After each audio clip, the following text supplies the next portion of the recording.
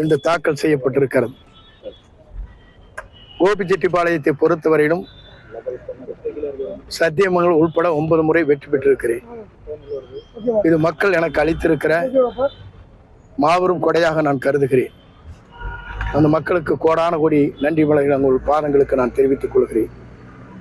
தமிழக வெற்றி கழகத்துடைய தலைவர் இன்று நாளை தமிழகத்தை ஆளப்போகின்ற எதிர்கால தமிழகத்துடைய நம்பிக்கை நாயகனாக வரக்கூடிய இளைஞர்கள் மட்டுமல்ல, அனைவருமே அவர் வெற்றி பெற வேண்டும், நல்லாட்சி தமிழகத்திலே தர வேண்டும் என்று மக்கள் விரும்புகிற தலைவராக, நாளை தமிழகத்தை ஆளப்போகிற தலைவராக தலைவர் தளபதி அவர்கள், விஜய் அவர்கள் இன்று அனைத்து வேட்பாளையும் வாழ்த்தி அனுப்பியிருக்கிறார்.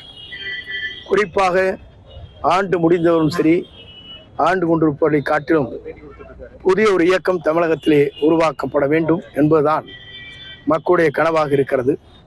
குறிப்பாக 50 ஆண்டு காலத்திற்கு பிறகு ஒரு மாற்றம் தமிழகத்திலே வேண்டும் என்று விரும்புகிற காரணத்தின் அடிப்படையில் புதிதாக மட்டுமல்ல, தனக்கு இருக்கின்ற அனைத்து வசதிகளை விட்டுவிட்டு தனக்கு கிடைக்க வேண்டிய அந்த திரையுலகத்தில் உச்சகட்டத்தில் இருப்பதை தேவையில்லை, மக்களுக்கு பணியாற்றுவேன் என்று சொல்லி இன்று பணிபுரிய வந்திருக்கிறார்கள். குறிப்பாக அவருடைய காலம் பொற்காலமாக அமையும்.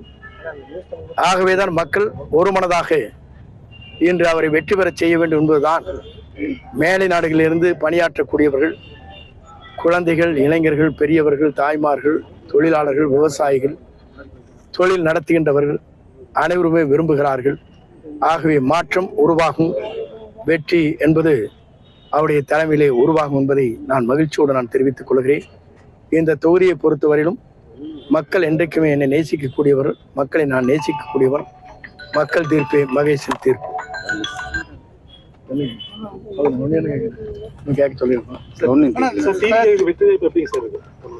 என்னை பொறுத்தவரையிலும் 234 தொகுதியிலும் வேட்பாளர் நிறுத்தப்பட்டிருக்கிறார்கள்.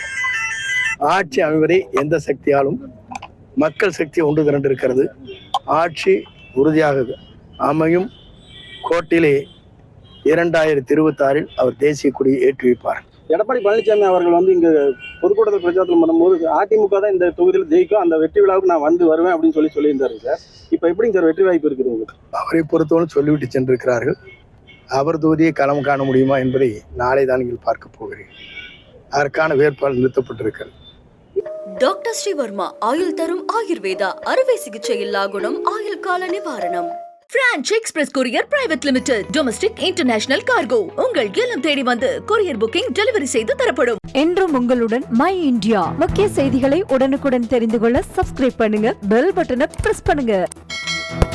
என்றும் உங்களுடன் மை இந்தியா.